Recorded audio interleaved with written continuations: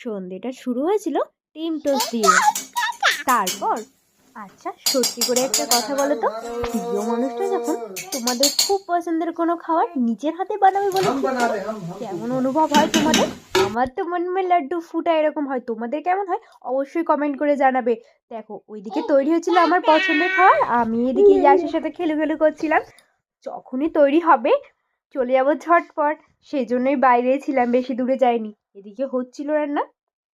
তারপর দেখো তৈরি হয়ে গেছে কি বলো তো, নারকেল নাড়ু। হ্যাঁ, আমার ভীষণ পছন্দ ছোটবেলা থেকে।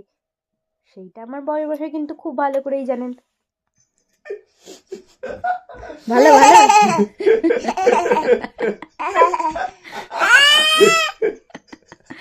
নারকেল নাড়ুটা তো আমার ভীষণ পছন্দ হয়েছিল। আর ইয়াস দেখো এদিকে ফোন করছে, কাকে জানি না কাকে করছে। আর আমার বর তারপর আমাদেরকে বেদানা খাইয়ে দিল। আর বড় করলাম না ভিডিওটা, এখানেই এন্ড করলাম। টাটা।